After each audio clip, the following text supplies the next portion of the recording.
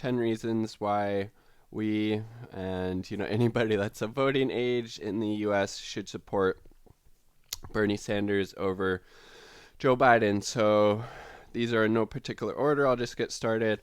Joe Biden doesn't support Medicare for all. He's in favor of the watered down option of a public option, which would basically create a two-tiered healthcare system where the wealthy and the healthy would be have access to private insurance, where everybody else, people that are sick or low income would get pushed onto the government plan, basically, delaying it by many years, if not decades, of the United States actually getting Medicare for all.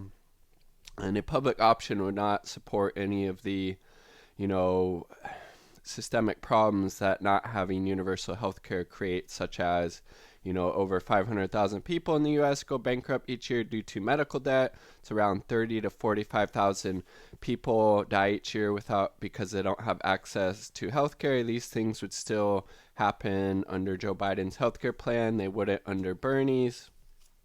This is, I guess this would be 11. Bernie also supports canceling all medical debt. Joe Biden doesn't.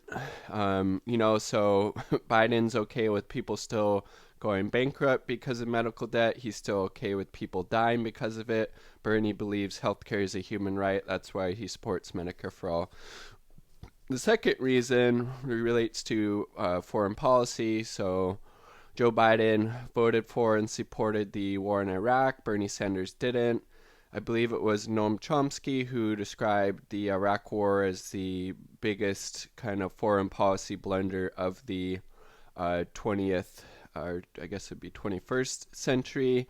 It led to thousands of American troops dying, hundreds of thousands of innocent Iraqi civilians being killed by this useless, regime change war that was based on lies, that it's also costed, trillions of dollars that could have been much better spent, let's say on domestic programs or diplomatic programs abroad.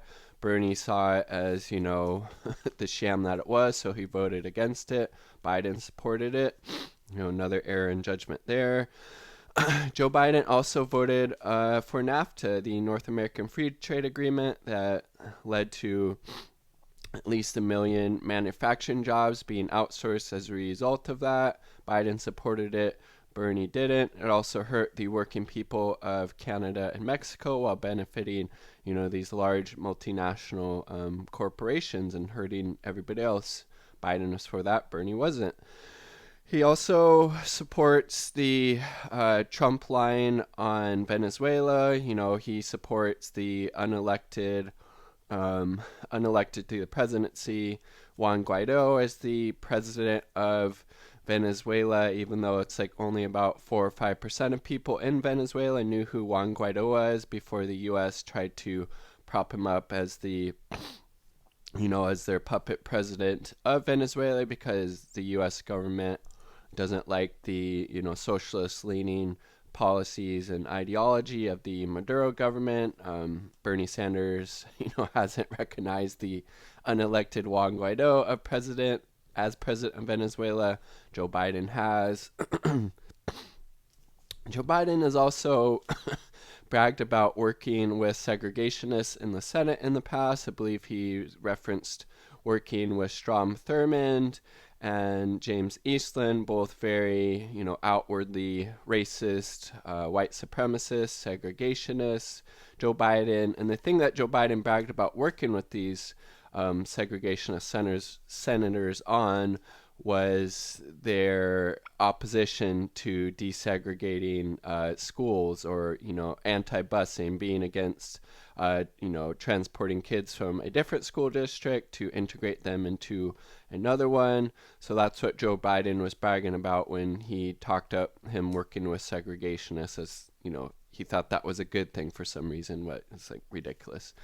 Juxtapose that to Bernie, who, I believe he marched in some of the marches with MLK. He was very active in the civil rights movement. He got, I think, arrested at least one time for those protests that he was engaged in. So compare that, Bernie, marching with MLK during the civil rights movement, to Joe Biden talking up working with segregationists in the Senate. I mean, what else needs to be said there?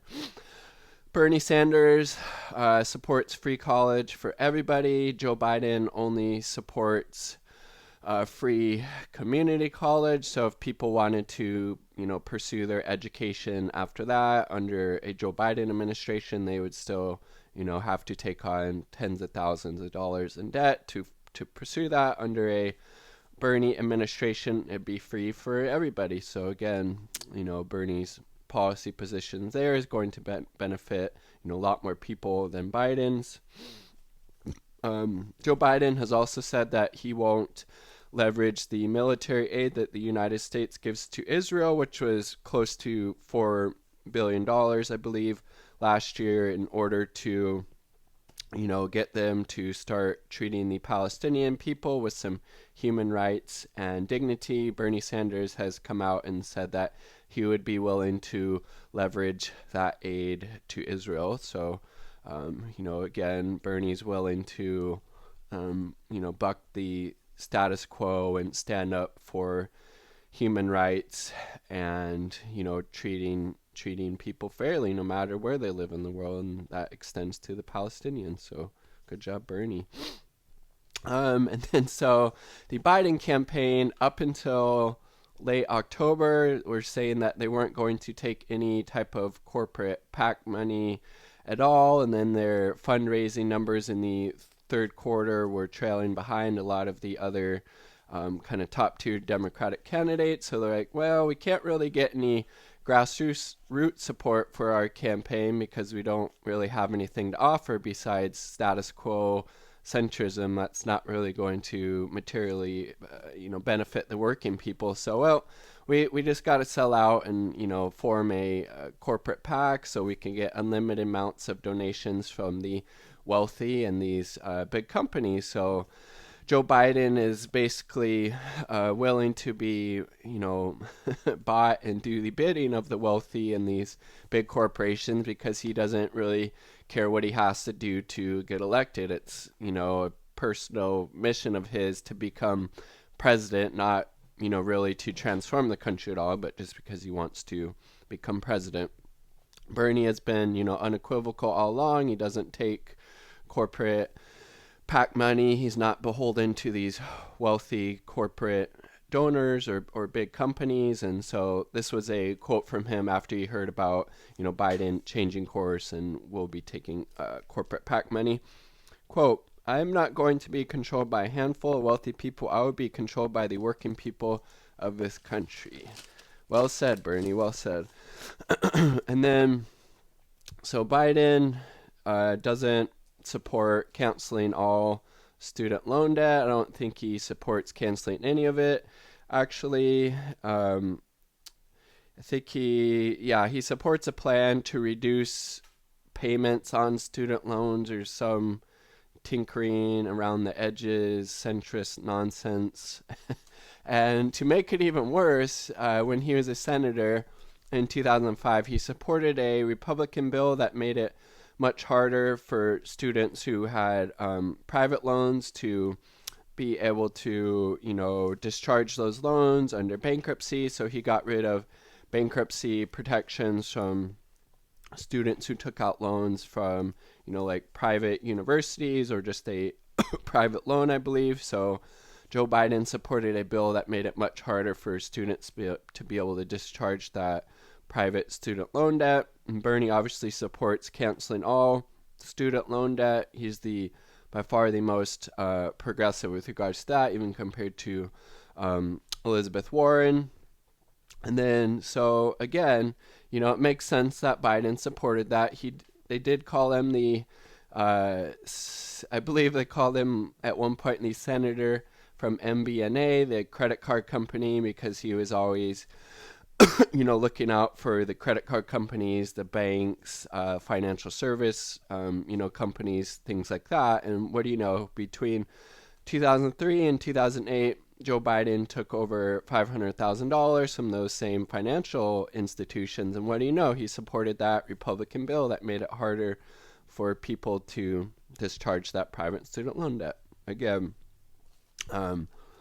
just don't see how anybody who is of the working class, middle class, unless you're a wealthy corporate, elitist type of person, just don't see why you'd support Biden over Bernie. And additionally, there's just the air of corruption and shadiness over, Joe Biden. Let's, reference him now taking corporate PAC money, his voting, for that bankruptcy bill I just talked about, and then let's add on, his son Hunter Biden got that job with the Ukrainian natural gas company, Burisma, something like that in Ukraine, where Hunter Biden had no type of experience, expertise, or training in that field. He obviously got it because he was the son of Joe Biden, and that just, to me, that speaks of like corruption and shadiness, and how, maybe at that time, Joe Biden didn't think he was going to, try to run for president again, so he didn't really care about the optics of it. And this, I think it would especially be brought up, I would think, during the, Senate trial that happens, whenever that happens for Trump's impeachment. But, I mean, to me, that example of just like Biden's just kind of corrupt and shady character, and like I can't remember hearing of anything on that level at all with regards to Bernie Sanders. I've never heard anything that looked like made me question like his integrity or character. He just seems to be very ethically and morally motivated, that being Bernie Sanders, and it just seems like Joe Biden's willing to do anything to get elected, and anything once elected to kind of benefit the status quo in this country, and not advocating for any type of transformative change, which is what we really need. And last but not least, Joe Biden has also been silent about the military coup that took place recently in Bolivia. Bernie Sanders has came out and condemned it, and Biden's silence speaks volumes. He's just going along with the kind of Washington consensus, because the people in power stand to benefit by getting rid of Evo Morales, because he was for the working people of Bolivia, and the military coup that installed Jeanine Áñez, as the unelected president of Bolivia, is a right-wing fundamental Christian extremist who's going to open up the country to these multinational corporations, and open up their lithium reserves, and privatize, and austerity, and all those things that happen when usually the U.S. supports any type of coup or change in government in Latin America, or anywhere else in the world for that matter. So those are 10 or so reasons why we need to do everything we can to support Bernie Sanders to become our next president of the United States. And these are just 10 reasons I thought of fairly quickly, and then made this little video about him. But I would love to hear your reasons for supporting Bernie Sanders over Joe Biden. Are there any reasons that I left out? So leave those in the comment sections below, and once I get to 50 subs, I'm going to take a polar plunge in a local river, and it's currently winter here in the Pacific Northwest, so it'd be quite chilly, and I'm almost there, so I'm going to have to start eating a little better. Peace and much love.